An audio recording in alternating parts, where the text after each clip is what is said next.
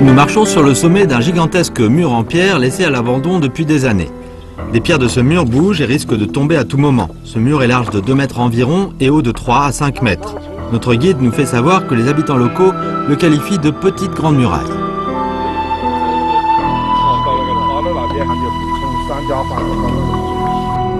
La grande muraille de 10 000 lits au nord de la Chine était une barrière militaire contre les ethnies nomades. Sa construction a duré plus de 1600 ans. Quant à cette petite grande muraille qui se trouve dans une région reculée au sud-ouest de la Chine, sa construction a duré plus de 200 ans. Qui l'a construite? Et à quoi servait-elle?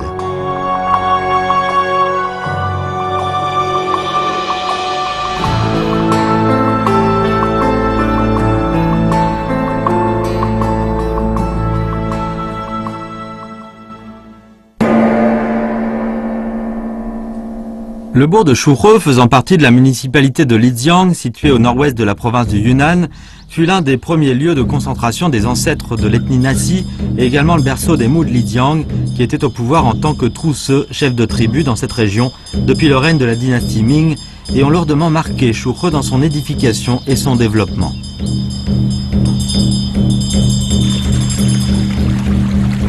La rivière Qinglong, Dragon Bleu, la rivière Shuhe et la rivière Jiaoding, ces 3 cours d'eau qui naissent dans le mont de Jade, situé au nord du bourg de Shuhe, coulent doucement dans les canaux enchevêtrés du bourg. Celui-ci s'étend jusque là où coule l'eau, pour ainsi dire. La plupart des habitations sont en pierre de style architectural Nasi. De petits ponts et des cours d'eau constituent un paysage propre au sud du fleuve Yangtze. Les habitations Nasi, parmi le clapotis de l'eau, c'est ce qui fait le cachet du paysage de Shuhe. Comment a-t-on fait pour réaliser une parfaite réconciliation entre le style architectural Nasi et les principes majeurs des jardins construits au sud du fleuve Yangtze? Cela renvoie au passé hors du commun qu'a vécu ce bourg antique.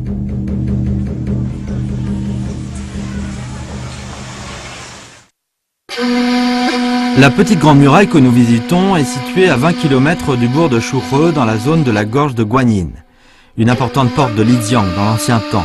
Monsieur Liu, conservateur au musée de l'ancienne route du thé et des chevaux de Shuhe, mène des enquêtes sur la petite grande muraille depuis des années.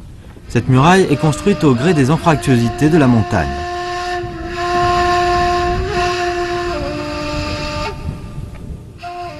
Dans ce地方，如果有战事的时候，这个位置是一个最好的一个前沿指挥所。在这个小长城的前沿，还分布了很多的一些前沿公司、小碉堡。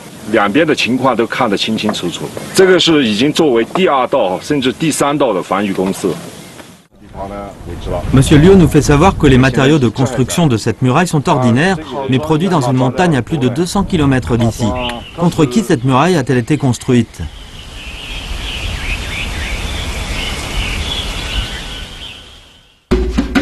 Joseph Rock, un explorateur autrichien, était venu à Lijiang au début du 19e siècle. Il y resta pendant longtemps.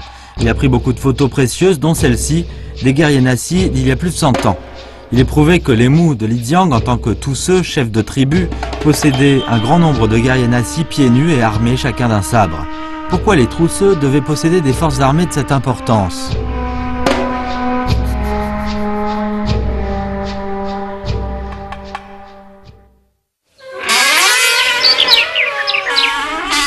Les locaux du musée de l'ancienne route du thé et des chevaux de Shuhe font partie de la maison du clan Mu. La disposition architecturale du complexe, ses sculptures raffinées et son style de jardin Jiangnan, au sud du fleuve Yangtze, illustrent la puissance financière que possédaient les Mu à l'époque. Reste à savoir d'où un chef de tribu vivant dans la profondeur d'une montagne aurait-il pu amasser de si fabuleuses richesses.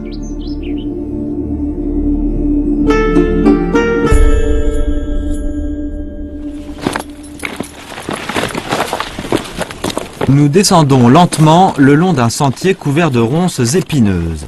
C'est un tronçon d'une ancienne route sur une colline près de Shuhe que M. Liu avait découvert il y a 2 ans. Lui et ses 10 et quelques collègues ont mis 1 semaine, soit plus de 100 heures, à le dégager.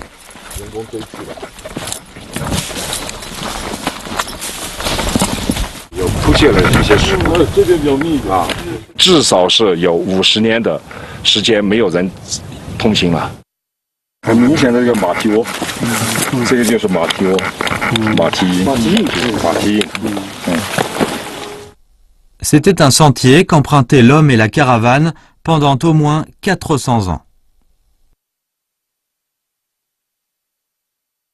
在这条古道路的旁边，它都有排水沟，为了保证这个道路的正常通行，不受这个泥泞的影响啊，所以它专门都修了排水沟。可能过去的时候，在这个地方还有一个歇脚的地方，一个小凉亭啊之类的，然后人累了，可以在这个地方休息、喝水、喝茶。很宽敞的这一带是特别宽敞的。就转弯的地方，它铺得更宽一块，铺出个地平。En jugé par la largeur de la piste et ses rigoles d'écoulement, il s'agit d'une route commerciale de catégorie supérieure très ancienne. Elle revêt une signification importante.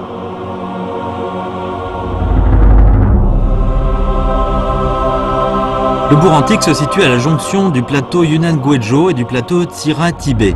Cette position géographique spécifique permet à Shurhe de devenir un centre des échanges commerciaux entre Han, Bai, Nasi et Tibétains. L'ancienne route du thé et des chevaux passait par ici et elle fit de Shurhe un bourg commercial animé de jour comme de nuit. On peut dire que la route du thé et des chevaux et le bourg de Shurhe étaient dans une symbiose parfaite.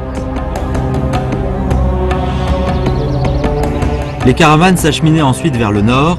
Elles devaient franchir des montagnes enneigées pour arriver à Diqing, aujourd'hui le chef-lieu de la région autonome tibétaine du même nom. Mais les chevaux venant du sud étaient incapables de franchir les hautes montagnes enneigées. Les chevaux de Lijiang devraient nous apporter la réponse. 丽江马最大的特点是什么呢？个头小，耐力比较足，适合于这个山地地形的这个长途跋涉。因为滇南地区上来的所有的马帮，到了丽江这个地方的话，丽江的气候呈这个2400米海拔的这么一个高度，跟藏区就香格里拉、迪庆州都属于小藏区了哈。那么跟藏区之间和进入大理，就是云南滇南地区，形成一个咽喉之地。从滇南地区低海拔上来的马匹，到了丽江这一带，开始随着气候各方面的原因，一下子适应不下来，就换用丽江当地的丽江马来开始进行物资周转。 L'ancienne route du thé et des chevaux part du sud du Yunnan pour finir au Tibet, en passant par Dali et Lijiang. Le bourg antique de Shurhe est situé à 2400 mètres d'altitude, l'un des critères de la zone très froide. Les Nasi vivant à cette altitude craignent la chaleur et non le froid. Ils résistent bien à une légère insuffisance d'oxygène et à la pression atmosphérique basse, tandis que les gens vivant en dessous de cette altitude font le contraire. Cette ligne d'identification prodigieuse des altitudes a conféré aux populations vivant dans ces deux régions des us et coutumes et des croyances religieuses tout à fait différents les uns des autres. Les Nasi jouent un rôle d'intermédiaire entre les Bai et les Tibétains. Ces deux régions qui se constituent chacune en elles-mêmes en un système économique et culturel indépendant. 从我们的云南的南部地区往西北方向运输茶叶，到了丽江这一带的话，已经由藏族人和纳西族和白族这几个少数民族的马帮变成联合大马帮，往藏区运输大量的茶叶。那么，从中这个纳西族和藏族和白族等很多的少数民族之间，其实没有太多的生活习惯上、宗教信仰和饮食习惯没有太多的抗性。 也就是相差不大，生活习惯基本上是一致的，所以比如说酥油茶、青稞都是生活当中的一部分。种种一脉相承的原因，久而久之，到了丽江这一带，就形成了一个重要的物资周转的一个集散地。Les Nasi vivant dans cette région connaissaient bien Dali et connaissaient la langue et les us et coutumes tibétains. Shurhe n'était pas aussi connu comme Puar ou Dali, région productrice de thé. Mais c'était pourtant un relais indispensable sur l'ancienne route du thé et des chevaux Yunnan-Tibet.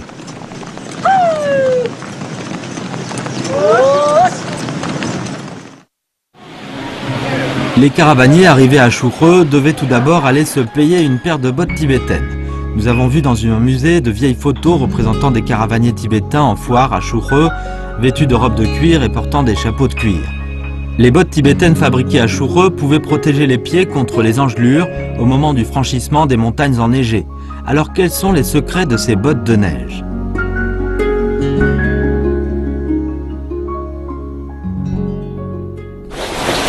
Li Jingfang vient écharner quelques peaux de chèvre de ses propres mains tous les matins. Bien que millionnaire, il n'ose pas abandonner son métier d'artisan.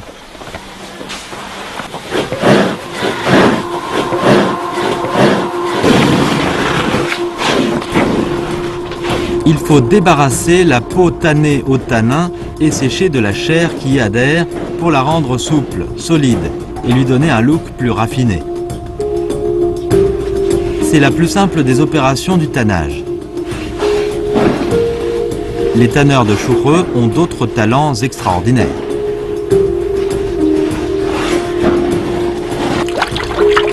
Pour les Dingfang, le mystère des bottes tibétaines est caché dans ce bassin rempli de tanins liquides, un mélange de chaux et de plus de 10 autres substances.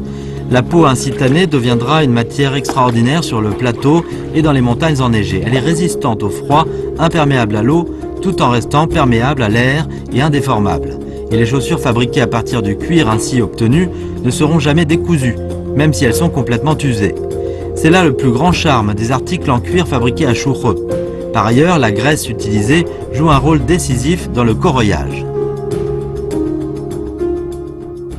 因为我们的土办法就是有猪油、牛油不遇，牛油它不软化，猪油、马油，豆油的话，马的油最好。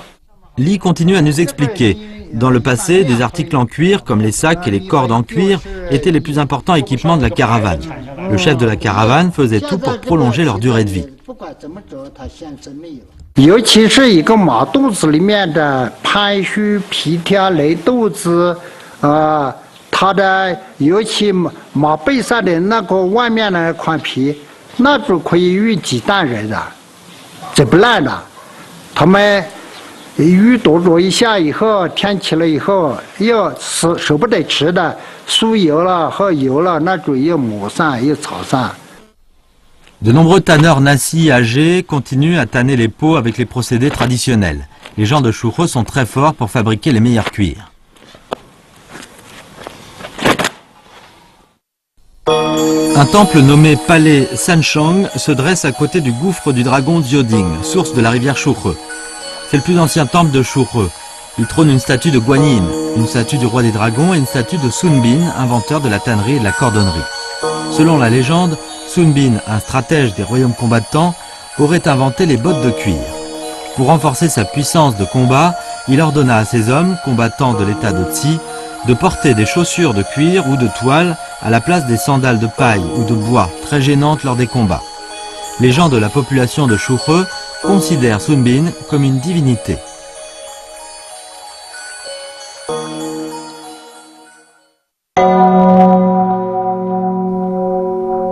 Des milliers de caravaniers passaient par le bourg de Churhe chaque jour quand sa prospérité battait son plein. Diverses cultures de l'intérieur de la plaine centrale et de la région tibétaine à l'ouest se rencontraient et s'interpénétraient à Churhe.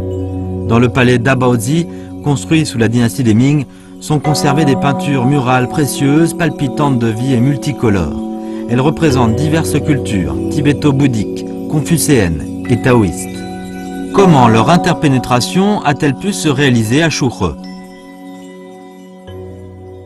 纳西族要在这个地方生存，它只能融合其他民族的文化。汉文化进来了，因为汉文化先进嘛，那些人要那个吸收；藏文化进来，他要吸收；傣族文化他要吸收，而其他的民族文化他也要吸收。这么一来，因为一文是多玛文化，它不是强势文化，所以它能够在这个地方和谐相处。 Les Nassi étaient magnanimes envers les cultures des Han et des Tibétains. Leurs trousseux, chefs de tribu Mu, n'étaient non plus hostiles à ce qui était étranger. Ils refusaient le repli sur soi. Ils avaient invité de bon gré des lettrés et des artisans à venir chez eux, à Churhe, pour propager leur civilisation. Une partie de ces invités y sont d'ailleurs restés.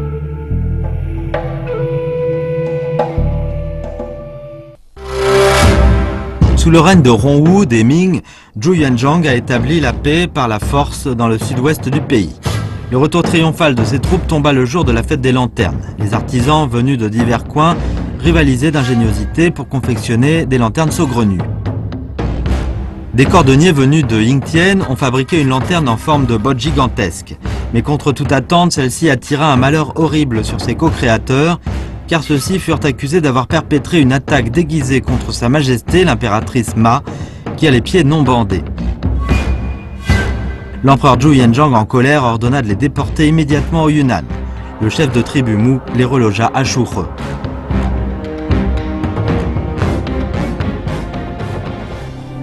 Il est impossible de confirmer la véracité de cette histoire de nos jours, mais des migrants ordinaires de la plaine centrale étaient effectivement venus se fixer à Chouchreux, y compris des artisans d'élite. Ils ont introduit à Chouchreux non seulement l'art de la fabrication du cuir, mais aussi la dinanderie traditionnelle. Dans le passé, un grand nombre d'objets en cuivre fabriqués à Chouchreux étaient transportés à dos de cheval au Tibet chaque année. Parmi les objets en cuivre exposés dans le palais du Potala sont les œuvres des dinandiers de Chouchreux.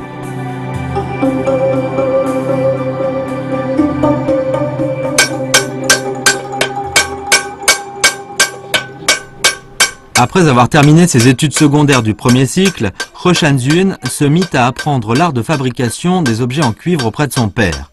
C'est une famille dinandière. D'après He, qui est en train de façonner une plaquette de cuivre par martelage pour réaliser un pichet, il faut tourner sans cesse l'ébauche dans le sens de sa courbe et l'intensité des coups de marteau doit varier tout doucement selon les endroits à marteler afin de conférer au produit fini une surface lisse. La fabrication artisanale demande un travail fastidieux et requiert beaucoup de temps, mais elle contient des procédés anciens, dont notamment le damasquinage. 这个是一种铜丝的工艺，就是用黄铜丝来嵌在红体上，用高温把糊体跟那个黄铜丝融在一起。这个工艺比较复杂一点。 Les caravaniers vêtus de robes et chaussés de bottes de cuir confectionnées par les cordonniers Nassi, transportant à dos de cheval des objets en cuivre fabriqués par les dinandiers Nassi, faisaient le va-et-vient sur l'ancienne route du thé et des chevaux reliant Yunnan au Tibet pendant plus de 600 ans, contribuant ainsi au grossissement des effectifs des caravanes de Chouchreux.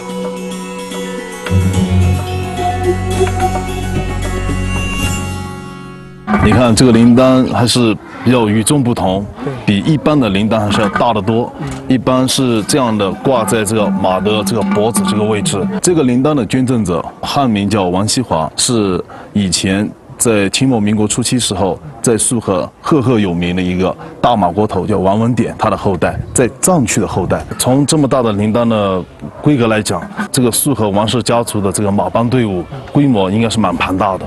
据当地的老百姓啊，当地现在的老人家在讲，他们家的这个马帮啊，从西藏拉萨回来，第一匹马就是带这个铃铛的头颅，已经回到他们家的马圈里面关着了，最后一匹马还在半山腰上，说明它的规模确实是很庞大的啊。它这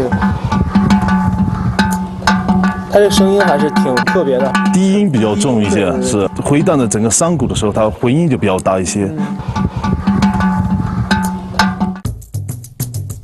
Quelle fut la part de la contribution des caravanes gigantesques dans l'édification de Chouchreux?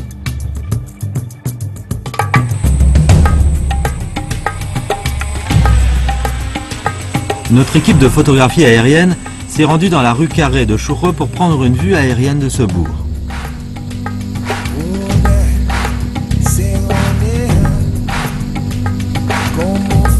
Vu d'en haut, le bourg de Chouchreux a été construit selon un plan d'urbanisme concis et grandiose, avec au centre la rue Carrée très ramifiée, dont le centre est pavé de dalles verticalement posées, et ce pour indiquer le chemin aux caravanes étrangères à Chouchreux. La rue pavée d'une seule dalle dans sa largeur est une rue commerciale ordinaire, la rue de 3 dalles, une rue commerçante importante, et la rue de 5 dalles qui mène directement au siège des autorités locales. Ces rues hiérarchisées font imaginer la prospérité d'antan de ce bourg. Les caravanes de passage à Chouchreux permirent aux chefs de tribu Mou d'obtenir des recettes fiscales considérables. L'évasion fiscale était néanmoins possible.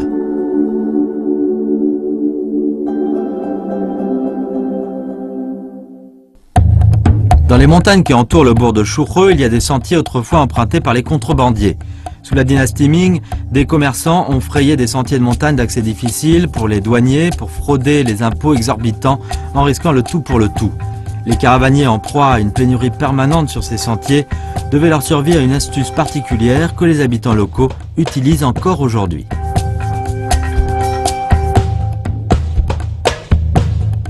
C'est une 当地人很简单的一种小陷阱，专门来捕获一些小动物的。 比如说松鼠啊，或者是小兔子，从这个地方经过的时候踩到这儿，那下面专门这个绳子会直接把这个木杆直接的撑起来，把小动物吊上去。